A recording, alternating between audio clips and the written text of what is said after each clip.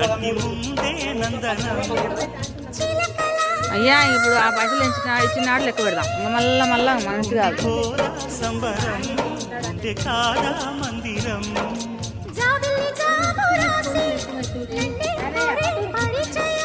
పున్నగ పూలు పూసే వన్నే చిన్నే రసమయం.